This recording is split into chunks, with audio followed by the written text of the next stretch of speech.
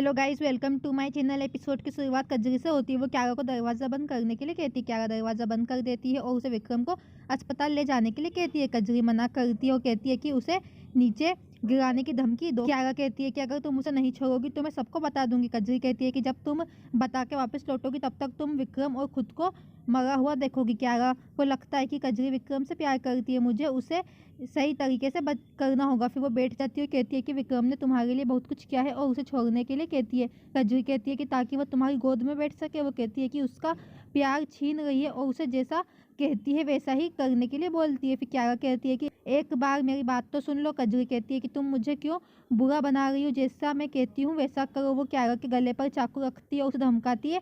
वीर रानी के साथ हॉल में वापस आती है और कहती है कि सब कुछ ठीक है। रानी ने जैसे पूछा कि नंदिनी के फेवरेट कलर कौन सा है, फिर वो बता देता है। फिर वो नंदिनी से पूछती, फिर नंदिनी कहती है कि ब्लू कलर। फिर रानी कहती है कि ऐसा लगता है कि तुम दोनों का प्यार बहुत सच्चा है। फिर कजरी और क्यारा विक्रम को बाहर खींच लाते हैं। कजरी क्यारा से रानी को फ़ोन करने के लिए कहती है और उसे बताने के लिए कहती है कि वो लोग बाहर गए हैं। फिर क्यारा रानी को फ़ोन करती है और उसे बताती है कि वो लोग शॉपिंग के लिए बाहर गए हैं, 1-2 दिन बाद वापस आएंगे। रानी बोलती है ठीक है। फिर कजरी विक्रम को गोदाम में ले जाती है और क्यारा से उसके हाथ पैर बांधने के लिए कहती है। क्यारा ने उसके हाथ पैर बांध दिए। कजरी उसका फ़ोन ले लेती है और कहती है कि ये मेरी आखिरी चेतावनी है, कोई चालाकी मत दिखाना। वो उसे खुद को बांधने के लिए कहती है और पागल हो जाती है। कहती है कि कोई भी उसे अपने विक्रम बाबू से अलग नहीं कर सकता। क्यारा कहती है कि आपको ऐसा करने की ज़रूरत नहीं है, मैं यहाँ से चली जाऊँगी। कजरी कहती है कि अगर तुम चली गई तो रानी मुझे मेरी प्लानिंग को बर्बाद कर देगी और उसे समझने के लिए कहेगी। फिर मौसाजी, वीर और सब डांस करते हैं। राजमाता कहती है कि मौसाजी आपने बहुत अच्छा डांस किया। फिर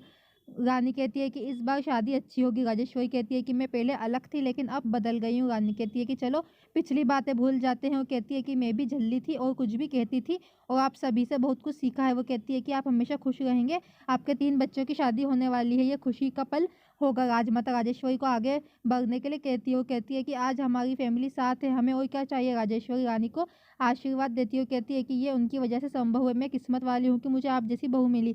रानी कहती है कि आप दुगनी भाग्यशाली होंगे क्योंकि आपकी एक और बहू आने वाली है और फिर हम आपको महारानी जैसे आपको फील करवाएंगे। फिर राजेश्वरी पूछती है कि क्यारा विक्रम कहाँ पे है। रानी कहती है कि वो लोग छुट्टी पर गए हैं शॉपिंग करने। राजमाता कहती है कि अभी तो शादी है। रानी कहती है कि उन्हें एक साथ टाइम बिताने के लिए गए हैं, उन्हें ये समझने के लिए कहा कि उन्हें बात करने और मुद्दों को सुलझाने के लिए उनको टाइम चाहिए। राजेश्वरी कहती है कि वो घर पर बात कर सकते थे। वीर कहता है कि वो छोटे नहीं है, घर वापस आ जाएंगे। राजमाता कहती है कि हम आराम करते। रानी कहती है कि हम भी चलते हैं और आराम करते हैं डॉक्टर साहब। राजेश्वरी कहती है कि अलग अलग। वीर कहता है कि ठीक है।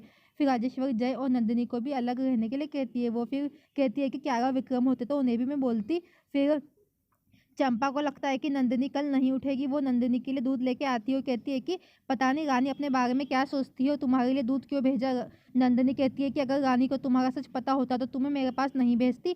वो उसे जानने के लिए कहती है। चंपा वहाँ से जाती है और उसके दूध पीने का वेट करती है। वो याद करती है कि उसने उसके दूध में जहर मिला दिया और सोचती है कि उसने अब तक दूध पी भी लिया होगा। कल की सुबह आपके जीवन का एक हसीन पल होगा। नौकरानी से बहुरानी बनने के बाद जीवन सेट हो जाएगा। फिर राजेश्वरी अपनी बहुओं के लिए मेहंदी बनाती है। राजमाता कहती है कि मैं भी दिग्विजय और तुम्हारी शादी के लिए ऐसे ही उत्साहित थी। वो राजेश्वरी की मेहंदी रस्म याद करते। राजेश्वरी कहती है कि वो मेरे लिए बहुत खास था क्योंकि आपने मेरे हाथ पर मेहंदी लगाई थी और मेरे हाथ पर दिग्विजय का नाम लिखा था। राजमाता कहती है कि तुम मुझे भी अपने हाथ पर मेहंदी लगाने दो और कहती है कि मैं समझ गई थी कि मुझे तुम्हारी जैसी बहू नहीं मिल सकती। राजेश्वरी कहती है कि अब मैं भी अपनी सारी इच्छाएं पूरी करूंगी। फिर क्यारा और विक्रम गोदाम में बंधे रहते हैं। विक्रम को होश आता है और क्यारा को बंधा हुआ देखता है। वो उसे बुलाता है। वो फिर अपने हाथ और पैर बंधे देखता है। वो पूछता है कि ये सब क्या है। कजरी वहाँ पे आती है, कहती है कि देखो मैं आपके लिए आपका पसंदीदा नाश्ता लाई हूँ। वो पूछती है कि क्या मैं तुम्हें अपने हाथों से खिला दूँ। क्यारा रोती है। विक्रम कजरी से हाथ खोलने के लिए कहता है। फिर उसे पता चलता है कि कजरी ने ही उन्हें किडनैप किया है। वो पूछता है कि तुमने ऐसा क्यों किया। कजरी को लगता है कि वो उसके प्यार को नहीं समझ रहा है लेकिन वो उसे अपना बना लेगी।